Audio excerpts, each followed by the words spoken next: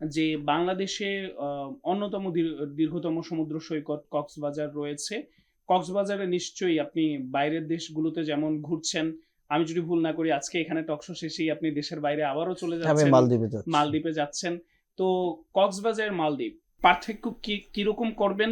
কক্সবাজার শিল্পটাকে কি আসলে ভবিষ্যতে এমন কোনো প্রকল্প হাতে নেওয়া যায় কিনা যেটি আসলে মালদ্বীপের মতো কক্সবাজার তৈরি হবে? আপনি দেখুন, মালদ্বীপ শতভাগ মুসলিম। মালদ্বীপের নাগরিক বা সিটিজেনশিপ নিতে হলে আপনাকে প্রথমেই মুসলিম হতে হবে, প্রথম শর্ত। মালদ্বীপ যেহেতু শতভাগ মুসলিম রাষ্ট্র, সেখানে তারা পর্যটন খাতে অনেক এগিয়ে আছে।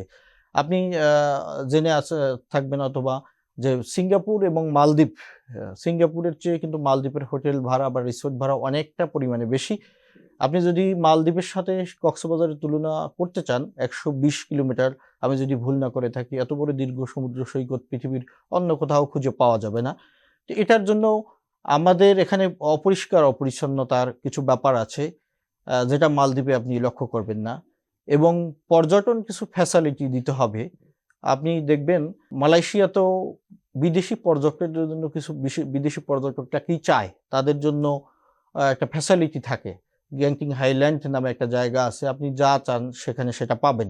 শুধুমাত্র ফরেনাররাই ওখানে থাকতে পারবে এবং ঢুকতে পারবে, অ্যাক্টিভিটিসগুলো গ্রহণ করতে পারবে। আমাদের বিদেশি পর্যটকদের জন্য কক্সবাজারে এরকম কোনো ব্যবস্থা দেখি না। এখানে হতে পারে পর্যটন ক্লাব বা এই ধরনের কিছু অ্যাক্টিভিটিস থাকে। সন্ধ্যার পরে এখানে কোনো সিনেমা হল বা সিনেমা হলের বাইরেও আলাদা কোনো অ্যাক্টিভিটিস নেই। সমুদ্রের পাড়ে কতক্ষণ মানুষ ঘুরতে পারে, এবং সমুদ্রটাও কোনো প্রাইভেট বিচ ওখানে আমার জানা মতে এখনো পর্যন্ত হয়নি।